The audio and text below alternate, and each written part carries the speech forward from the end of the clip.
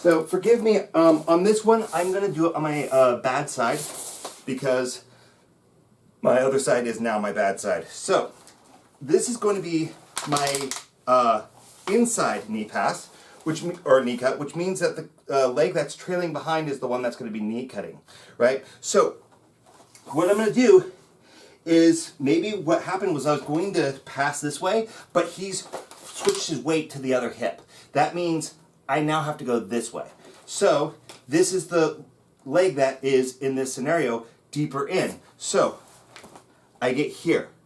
Before I go any further, I want to hunt for this underhook on this side. This is absolutely critical.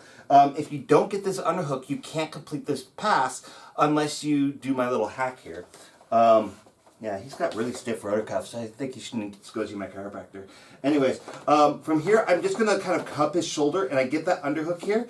And this leg will be posted out here, right? So, I'm going to start that staple, get that underhook, and post this leg out, right? Now, from here, once I get this underhook, oftentimes, I actually like getting this control of this near side arm as well, and I kind of start to pick it up so that I can go all the way into a scarf hold, right? So I'm creating a little bit of space here, so I've got a wedge on this side, I'm creating a wedge on this side so we can't roll to either direction. Now what I do is I slide that leg all the way through and I try to point my toes all the way up. I want to make sure that my thigh is under his shoulder. This is going to prevent him from rolling into me, and oftentimes, like I am right now, I'm kind of projecting my hips too far forward, right? So what I'm going to do is I'm going to use this a little bit to push back, and I'm going to project my shoulders in front of my hips so that if he tries to push up on me, I'm pretty stable so that he can't push me backwards,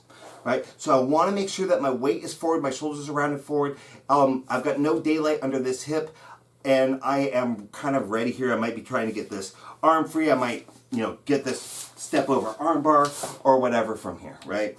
But the key is that my shoulders are in front of my hips so that he doesn't sit up on me, because that's where my dead angle is. Now I do, if I want to switch to a scarf hold, which means that, or not scarf hold, switch base, which means that I don't try to get this all the way into the shoulders, I just kind of have this bent here. This will allow me to step my leg further back, so if he does start to sit up on me, I can start to project my hips forward, right? So, again, I staple, I get this underhook, I might start to pull this up. Now from here, it's all in the hips. My shoulders should not move. I actually, sometimes if I can, like if I'm all the way up here, and this could be hard without an actual human, but I want to get those hips forward, right, in that slide, and then I lean forward, right? So I'm leading with those hips, and I should have said this with the other ones, but let me go ahead and cover this really quick. When I am settling into any of these positions, right, I'm up in this high hip position and I'm dropping my weight down into his body, and then as I come down, I'm sinking my floating ribs into the side of his body, right? I guess this is more relevant towards this one than the last one, but anyways, so I get this underhook, I connect my hips, and I'm kind of crushing his abdomen as I'm dropping my hips down to the ground. So there's no space here, and he's having to take all that weight of my rib cage. My floating ribs are pressing into his gut here. And when I was teaching this the other day, my rolling part, it was like, because I'm just putting so much weight into his floating ribs and his abdomen here because I'm coming down here. But because I'm driving my butt kind of the side of where my IT band meets into my glutes here, right? I'm rubbing that against his obliques and I'm pushing that in the ground. I'm kind of, if he gets a mat hickey here, that's really good, right? So I'm there and I'm dropping that weight into him, so he's getting crushed by my side. There's no daylight between us. There's no daylight between my hips and the floor. And then I get into this position where my toes are as straight up as I can get them. They're underneath the shoulder. And this is very, very tight, guys. This should be miserable. So the problem here is that when you're going through this pass and somebody knows that you're going to do this pass, they're going to do this bullshit. right, with this high arm here, they're going to tuck it like this. They're going to create this little blade, and you're going to try to get your hand underneath here, and it's just not going to happen because they've closed up all that space. So,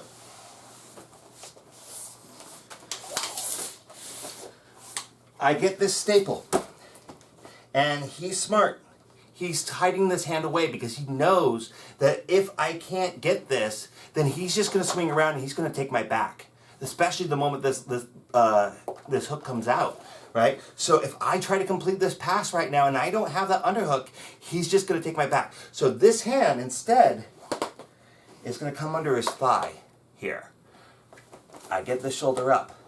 He's going to feel like I just ripped his groin open a little bit. You see his legs all the way up here. And then I get here and I get nice and settled in before I take this hand out, and then I sink down into it, right? So that little, I'm going to pass my hand under your leg, that's what's going to stop him from being able to come around to your back. So are there other ways of doing it? Well, yes. I mean, if you are wearing a gi, for example, I might hold onto your belt and put my fist down to the mat. I'm not sure how effective that would be, but it's something. It's better than nothing. I might even hold onto his pants, right? There's usually a little lip if he's wearing a gi pants. I can get right there, and that's perfectly legal for you to do so. So just generally a couple things. I might even actually try to grab the gi behind his shoulders and put my fist down the mat, put all my weight into that fist. But there is a problem with that, is that I can't move it, right? And his arm gets kind of trapped under here. So the moment I try to move it, I'm going to be kind of stuck. So really, honestly, I like having here or even holding onto that pant loop. You know, that's a little bit of a gray area, but it would allow you to complete this pass. But that being said, you know, if you can't get that underhook, sometimes when you get here, right, and they're guarding that so heavily, you might be able to get this high up. And you see I've got this underhook here. So I can, sorry, right, I can't get this here, but I can usually get this one, right? And then I just switch sides and I just do it on the other side, right? So just different options that you guys have available to you. So, you know, if it's really important for you guys to distinguish between the kind of three different situations that I've kind of given you here. The first one being that you could get that the outside knee cut, right? The first one that I showed you. And he's not blocking. So you can practice that, get really, really good at that. But again, that scenario was that he was sitting up. So I get that early connection and then I come down with him.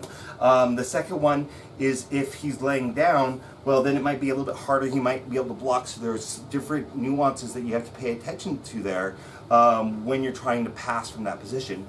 And then there's this inside knee cut where I really have to make sure that I'm emphasizing catching that underhook on the other side. I hope this is helpful for you guys. It's one of those things where you know, I can only do so much with what you guys give me feedback for, and you know, it's definitely been quiet since in the last couple of years, especially since I've cut back on how much I'm doing, and you know, not having an uke here is making it really difficult to work with John Boner here.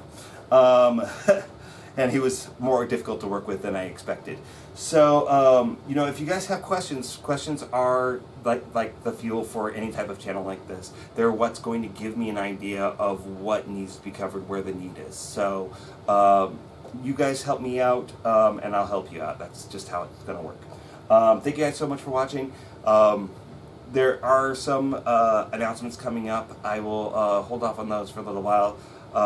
Again, I have that question about, you know, whether or not there should be a Patreon on here. You notice that I don't, you know, tell all of you guys, oh, hit like and subscribe and I probably should be doing that, but you know, I find it annoying when YouTubers do that. So, you know, help me help this channel grow. Don't be passive observers, because that's not how you build community. That's not how you get you know, what you need from this channel. So thank you guys for watching. Have a good one. Happy New Year. See you soon.